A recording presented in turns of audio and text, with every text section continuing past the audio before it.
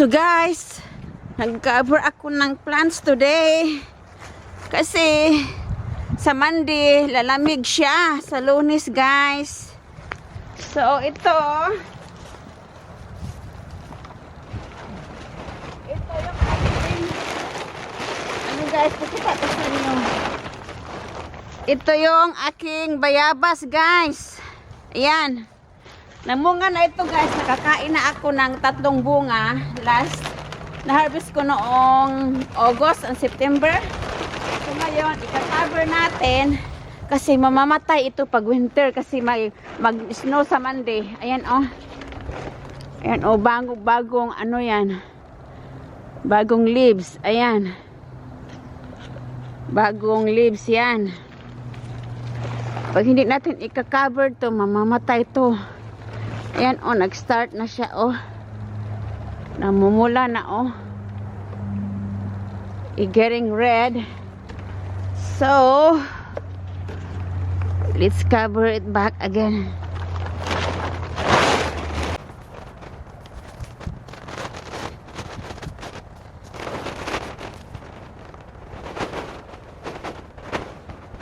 So guys, may cover na siya.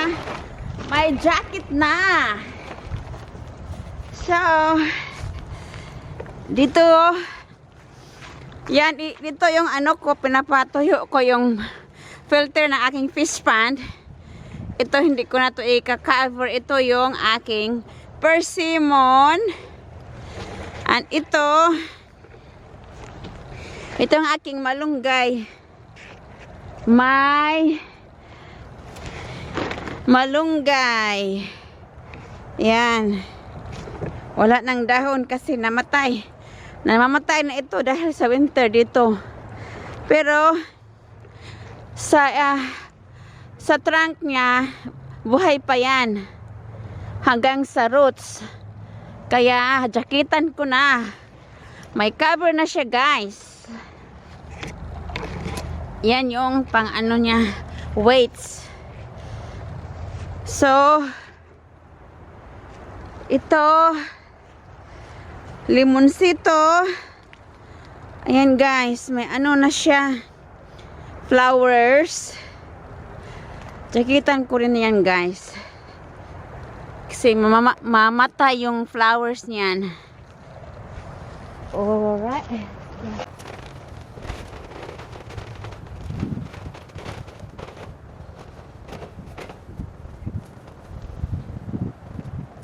Ang pang-weights natin to guys. Pang-weights. Ayan. It's so cold. Hindi pa ako nakagarden ng maayos kasi malamig sa labas.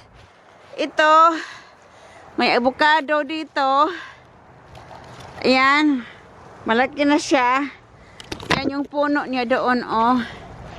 Kaya tinabunan ko ng ano, may jacket na siya guys. So I cover it. And then this one was our my kamote garden. I mean, this was my sweet potato garden. So I cover it because sometimes it will not come back anymore. If there's a snow, it will not come back anymore during spring or summer.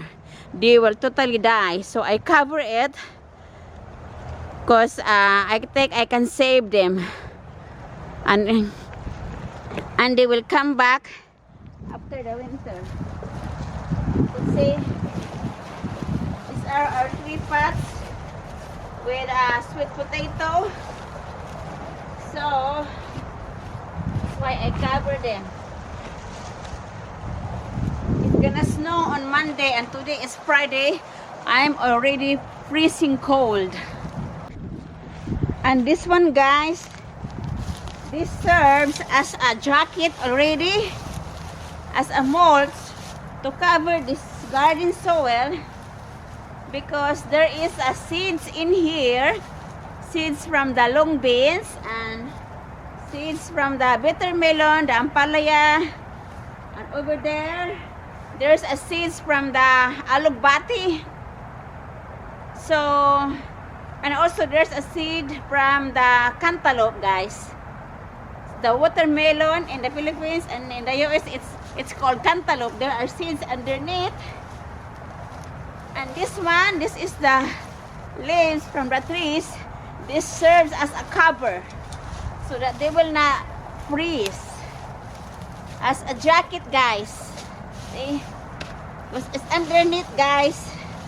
There are seeds underneath from the long beans and other beans, mga seedlings.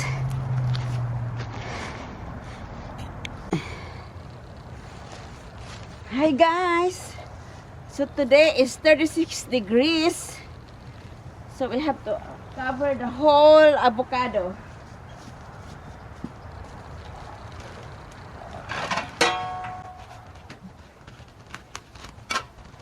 So the name of this is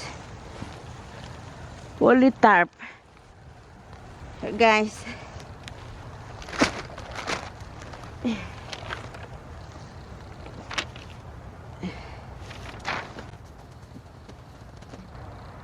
And clip.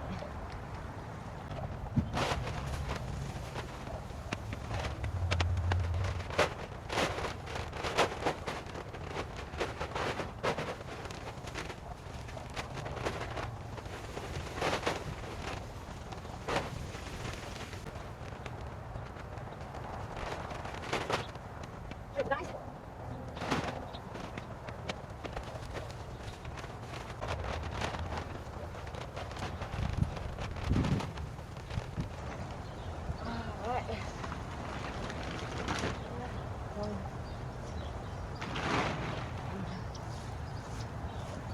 my hands is getting cold even if I wear a gloves. My hands are numb. Right, guys.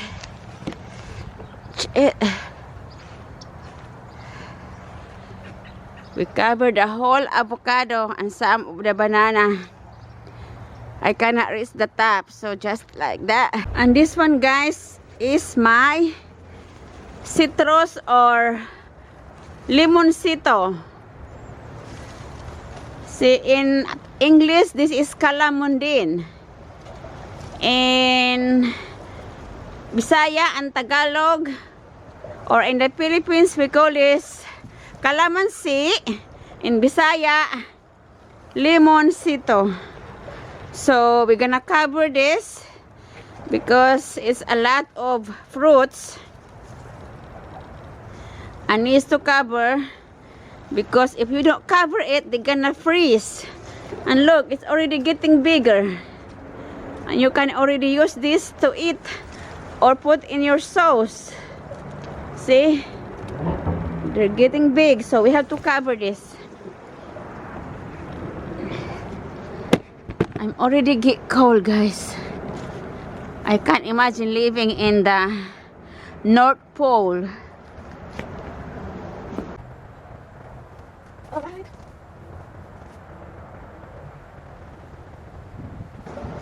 Alright, guys. Kuha tayo ng pang-ipit, guys. So, guys, that one, the calamansi or limoncito, I will double this because there's a lot of fruits.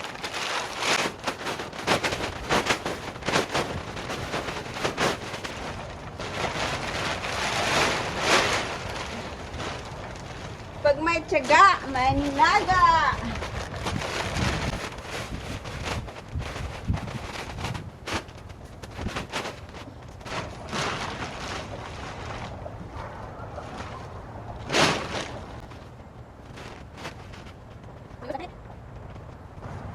This one, guys. See.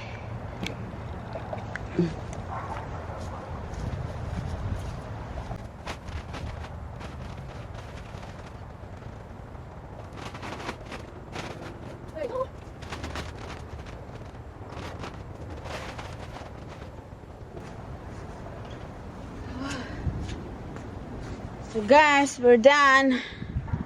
We cover it double.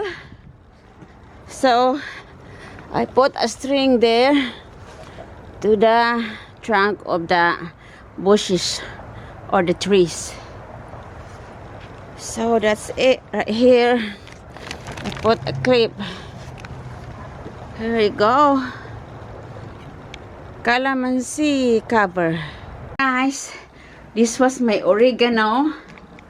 So I put it here inside our shed.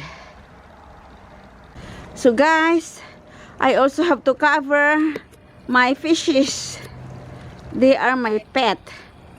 So let's do it.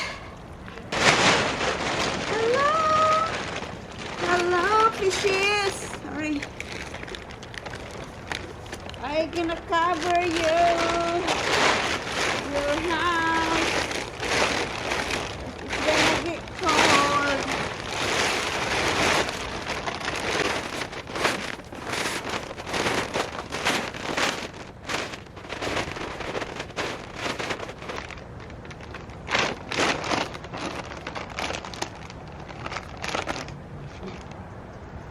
Okay guys, now they are covered. Good night. I cover you because I know you will get cold. Okay guys, so I use this clip again. We're done covering my fish pond. Good night, fishes. Stay warm.